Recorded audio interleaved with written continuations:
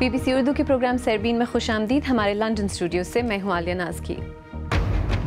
حج کے دوران بھگدڑ میں ہلاک ہونے والے پاکستانیوں کی تعداد 70 سے بڑھ چکی ہے، جبکہ کئی ممالک کی طرف سے ہلاک ہونے والوں کی کل تعداد اندازوں سے بہت زیادہ ہونے کا خدشہ. ترکی کا روسی فضائیہ کے ایک طیارے کی طرف سے اپنی فضائی حدود کی خلاف ورزی پر شدید احتجاج. روس نے اس خلاف ورزی کو غلطی قرار دے دیا. اور آخر میں ہسپانیہ کے ایک ایسے جزیرے پر چلیں گے جسے کبھی مغرب میں دنیا کی حد سمجھا جاتا تھا اور اب وہ دنیا کی سب سے زیادہ ماحول دوست جگہ بننے جا رہا ہے. حکومت پاکستان نے کہا ہے کہ حج کے موقع پر منا میں بھگدڑ مچنے سے ہلاک ہونے والے پاکستانیوں کی تعداد 76 ہو گئی ہے، جبکہ تقریباً 60 افراد ابھی تک لاپتہ ہیں. کئی پاکستانی ابھی بھی سعودی عرب میں اپنے لاپتہ رشتہ داروں کو تلاش کر رہے ہیں. دوسری جانب ایران سمیت کئی دیگر ممالک سعودی عرب پر تنقید کر رہے ہیں کہ وہ اس واقعے کی ذمہ داری قبول کرے، لیکن سعودی عرب نے کہا ہے کہ وہ اس حادثے کی مکمل اور بھرپور تحقیقات کرائے گا. تفصیل کے ساتھ حسین عسکری. امید اور نا امیدی کے ملے جلے احساس کے ساتھ لوگ اپنے پیاروں کو ابھی تک تلاش کر رہے ہیں. اس جگہ پر ان سینکڑوں لوگوں کی تصاویر لگائی گئی ہیں جو بھگدڑ میں ہلاک ہوئے اور جن کی ابھی تک شناخت نہیں ہو سکی ہے. ٹی وی پر مرنے والوں کی نئی تصاویر دکھائی جا رہی ہیں. کئی خاندانوں کی تو اب یہ خواہش ہے کہ انہیں دفنانے کے لیے کم از کم لاش ہی مل جائے. یہاں کئی لوگوں کو یقین ہے کہ مرنے والوں کی تعداد اس سے کہیں زیادہ ہے جو سعودی حکام بتا رہے ہیں. عطا محمد پاکستان میں اپنے رشتہ داروں سے بات کر رہے ہیں. ان کے بھتیجے کا نام مرنے والوں کی فہرست میں آ گیا ہے، جبکہ اپنی لاپتہ بھانجی کے لیے ان کی تلاش ابھی جاری ہے. وہ روزانہ مرنے والوں کی تصاویر اور مردہ خانوں میں انہیں تلاش کرتے ہیں. انہیں کوئی مدد نہ ملنے کی شکایت ہے. بہت دنیا ڈھونڈ رہی ہے کہ دیکھو جدھر وہ باڈی پڑا ہے، ہزاروں کے حساب سے دنیا بیٹھی ہے انتظار میں. ہزاروں کے حساب سے دنیا انتظار میں بیٹھی ہے کہ ہماری ادھر فوٹو نہیں ہے، ڈیڈ باڈی نہیں ہے، زخمی نہیں ہے. دکھ کس طرح کے فیلڈ کے پیچھے پورا خاندان روندا پہ، اسی اتنے رونے پہ. سانو زندہ یا مردہ نظر آ جان، ساڑھے دل تو تسلی ہو جائے. اس میں کوئی شک نہیں کہ حج کے انتظامات معمولی کام نہیں. اس میں سعودی حکومت کو بھگدڑ جیسے واقعات کی روک تھام کے علاوہ شدت پسندوں کے ممکنہ حملوں کے خلاف بھی منصوبہ بندی کرنی ہوتی ہے.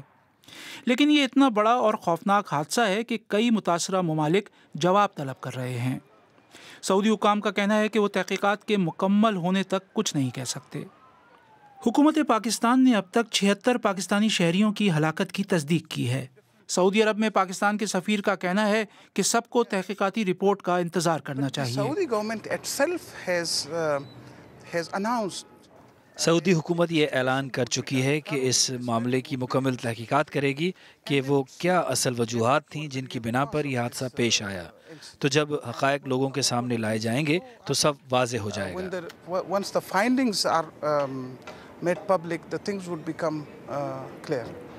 لیکن لوگ سعودی حکومت سے مطالبہ کر رہے ہیں کہ وہ کم از کم مرنے والوں کی صحیح تعداد تو بتائے، جس کے بارے میں کچھ ممالک کے حکام کا دعویٰ ہے کہ یہ ہزاروں میں ہو سکتی ہے. حسین عسکری، BBC نیوز.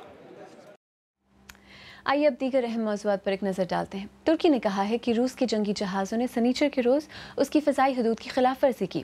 ترکی کی وزارت خارجہ کے مطابق ترک طیاروں کے حرکت میں آنے پر روسی طیارہ شام کی جانب چلا گیا.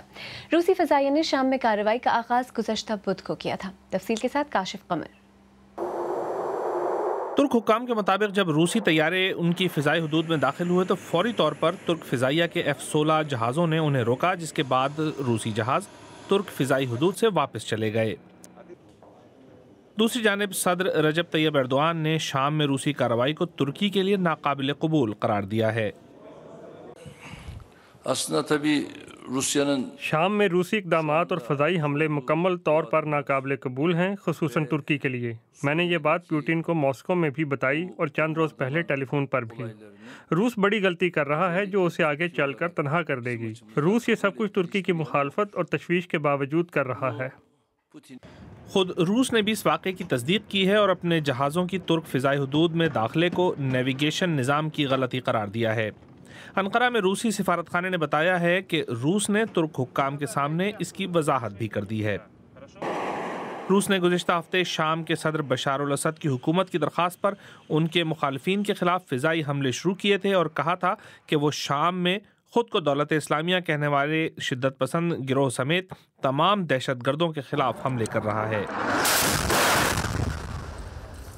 لیکن امریکہ اور مغربی ممالک کا الزام ہے کہ روسی فضائی کارروائی کا اولین ہدف دولت اسلامیہ کے جنگجوؤں سے زیادہ صدر اسد کے دوسرے مخالفین ہیں۔ Kashif Qamar, BBC news. شام میں حکام اور مقامی ذرائع نے بتایا ہے کہ شدت پسند تنظیم دولت اسلامیہ نے شام کے قدیم شہر پلمائرا میں آرچ آف ٹرائمف یعنی فتح کے محراب کو تباہ کر دیا ہے۔ ایک اندازے کے مطابق اسے 2000 سال قبل تعمیر کیا گیا تھا۔ متحدہ قومی موومنٹ کے رہنما Altaf Hussain money laundering case میں ضمانت کی مدت ختم ہونے پر پیر کی صبح لندن کے صدک پولیس اسٹیشن میں پیش ہوئے۔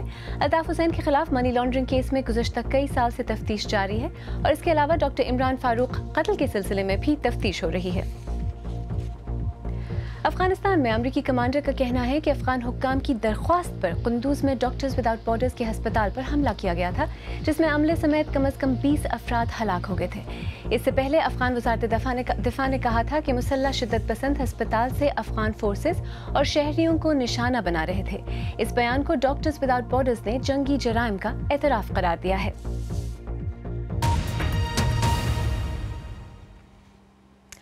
ترک صدر رجب طیب اردوان آج برسلز میں یورپی یونین کے رہنماؤں سے تارکین وطن کے بحران پر گفتگو کر رہے ہیں۔ مشرق وسطیٰ میں شام اور عراق اور دنیا کے دوسرے حصوں میں جنگوں اور تنازعات سے بچ کر بہتر زندگی کی تلاش میں یورپ جانے کے خواہش مندوں کی راہ میں ترکی اہم ترین پڑاؤ ہے۔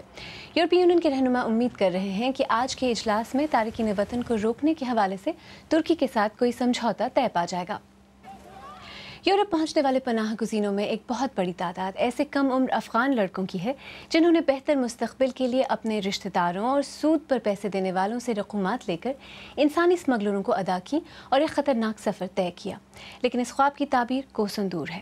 ہیمبرگ، جرمنی سے جاوید سمرو کی رپورٹ۔ یہ تمام افغان نو عمر لڑکے آنکھوں میں بہتر مستقبل کا خواب اور سینے میں ہر پہاڑ سے ٹکرانے کا عزم لے کر مغرب کے سفر کو نکل پڑے۔ انہوں نے کہیں جیل میں وقت گزارا، کہیں بھوک اور پیاس برداشت کی اور کچھ نے اپنے ہم سفروں کی لاشیں دیکھی۔ ہم نے خود دیکھا، راستے میں لاش پڑی تھی، ایران میں بارڈر پر لاش بھی تھے، بہت جاتے تھے، تو کیا کرے، یہ تو ہے، یہ راستہ ہے۔ آنا ضروری تھا زندگی میں، اگر نہ آتے تو کیا ہوتا؟ آنا ضروری تھا، ضروری تھا، مشکل تھی، اپنی مشکل تھی گھر کی۔ جرمنی میں اہلکاروں کے مطابق ملک میں 10,000 سے زیادہ پناہ کے متلاشی اکیلے لڑکے مقیم ہیں، جن میں سے بھاری اکثریت افغان لڑکوں کی ہے۔ اہلکاروں کے مطابق بہت سارے نو عمر اپنی عمر کے بارے میں جھوٹ بتاتے ہیں، لیکن یورپ میں آنے کے بعد وہ کرنا کیا چاہتے ہیں؟ جو بھی پڑھائی کریں گے، دیکھیں کیا ہوگا۔ ابھی میرا امی بھی نہیں ہے، باپ بھی نہیں ہے، افغانستان میں بہت ہی پہلے حادثے بوم کی اسی وجہ سے مر گئے۔ ابھی میرے ایک کی بہن ہے، وہ بھی پاکستان میں فیملی کے پاس ہے۔ ان سب کے والدین اور رشتہ داروں نے قرضے لے کر انسانی اسمگلروں کے ذریعے ان کو یورپ بھیجا اور انہیں امید تھی کہ وہ آرام سے اپنی منزل تک پہنچ جائیں گے، لیکن راستے میں ہوا کیا؟ سارے راستے تکلیف تھے، کیونکہ 2-3 کھانا نہیں تھا، ایسے آتے۔ ایران کی قاچاق بار بہت ظالم لوگ ہیں، کھانا نہیں دیتے، وہ بھی 2-3 دن کے بعد کھانا دیتا ہے، وہ بھی جب ایسے اوپر کرو اس طرف آدمی دیکھ جاتا ہے، 2-3 دن کے بعد ایک کھانا دیتا ہے، کچھ بھی نہیں دیتا۔ ہیمبرگ میں اس کیمپ پر آنے والے نوجوانوں میں سے ہر ایک کے پاس ایک کہانی ہے، لیکن وہ اب یہ کہانیاں بھلا کر کچھ کمانا چاہتے ہیں تاکہ پیسے اپنے رشتہ داروں کو بھیج سکیں، لیکن انہیں ابھی کام کرنے کی اجازت نہیں۔ ہیمبرگ کی اس سڑک پر نوجوان افغان لڑکے سارا دن موجود رہتے ہیں، اور یہ لڑکے افغانستان سے جو سفر کر کے یہاں پہنچے ہیں اس میں کئی دشواریاں اور مشکلات تھیں، اور یہاں جرمنی پہنچنے کے بعد بھی یہ اپنی زندگی دوبارہ سے شروع کر سکیں، اس میں کئی چیلنجز درپیش ہیں۔ Javed Soomro, BBC news, Hamburg, Germany. आइए अब देखते हैं कि हमारी वेबसाइट bbcurdu.com पर आप कौन सी खबरें दिलचस्पी से पढ़ रहे हैं। जिम्बाब्वे के खिलाफ तीसरे वनडे मैच में पाकिस्तान की 7 विकेटों से कामयाबी की खबर में खूब दिलचस्पी है और इंडिया में फैलती हुई मजहबी अदम बर्दाश्त पर कॉलम भी बहुत पढ़ा जा रहा है। आप BBC उर्दू का प्रोग्राम सरबीन देख रहे हैं। प्रोग्राम में आगे चलकर देखिएगा कि बांग्लादेश और इंडिया की सरहद को दुनिया की सबसे खतरनाक सरहद क्यों समझा जाता है। और चलिएगा तेज हवाओं वाले एक ऐसे जजीरे पर जहां तमाम तवानाई इसी कुदरती ताकत से हासिल होती है। ये सब एक मुख्तसर वक्फे के बाद, हमारे साथ रहिएगा।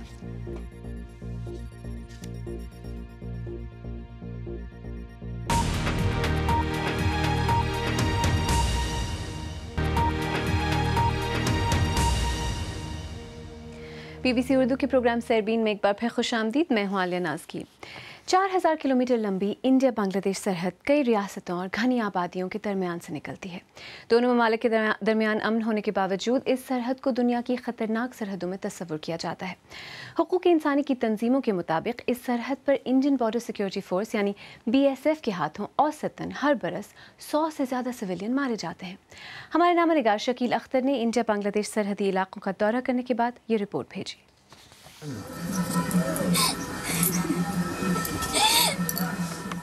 सूलता मंडल के 17 बरस के बेटे को मुबैना तौर पर बॉर्डर सिक्योरिटी फोर्स यानी BSF के एहलकार ले गए और उसके एक दिन बाद गांव से कुछ दूरी पर उसकी और उसके एक साथी की लाश मिली।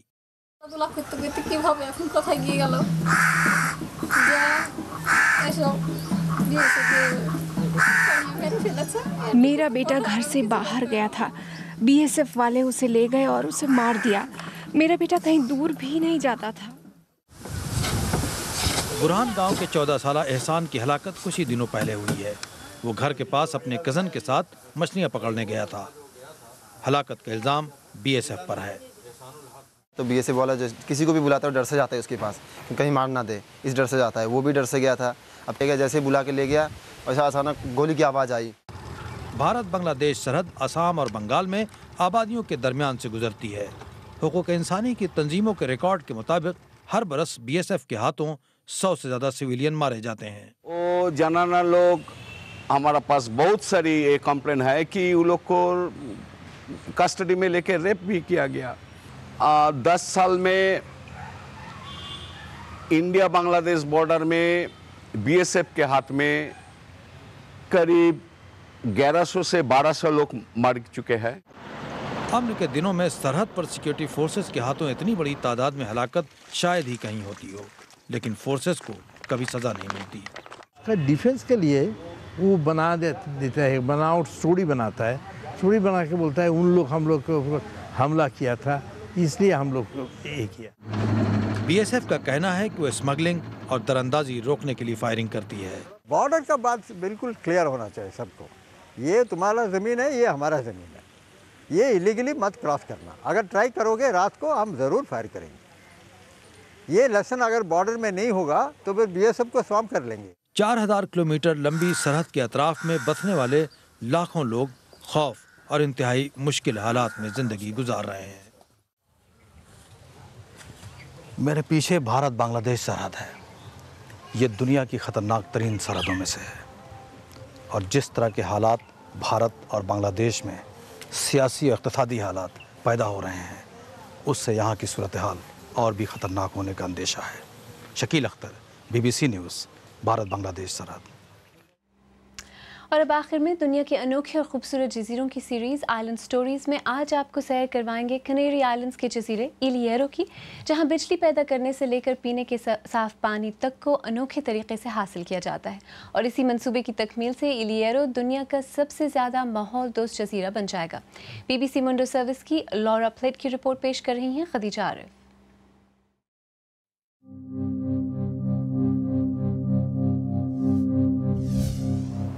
एक ऐसा वक्त भी था जब यूरोप के लोग इस जजीरे को दुनिया का आखिरी हिस्सा समझते थे। एलियरो कैनरी आइलैंड्स का सबसे छोटा और दूर उफ्तादा जजीरा है जिसे सयाह अक्सर नज़रअंदाज कर देते हैं। It never stops blowing on El Hierro. यहाँ तेज हवाएं थमने का नाम ही नहीं लेती। सनूबर के इस जंगली दरख्त की अनोखी शक्ल ही देख लें, जिसे बरसों की तेज हवाओं ने ऐसा बना दिया है, लेकिन यहाँ के लोगों के लिए ये तेज हवाएं कीमती असासा बन चुकी हैं।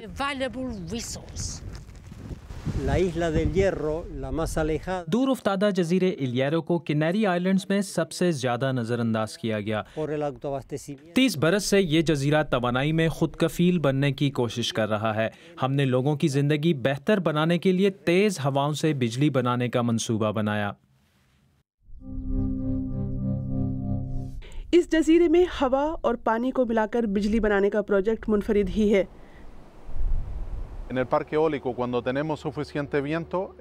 जब हमारे पास वाफिर हवा मौजूद होती है तो हम बिजली बनाकर ग्रिड के ज़रिए इसे तकसीम करते हैं।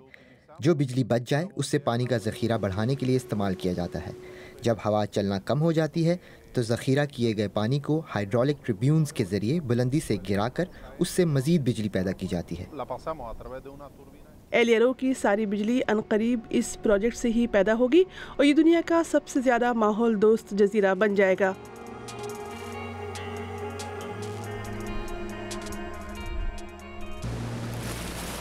यहाँ तेज़ हवाओं की तो कसरत है, लेकिन पीने का साफ पानी मुश्किल से ही निकलता है।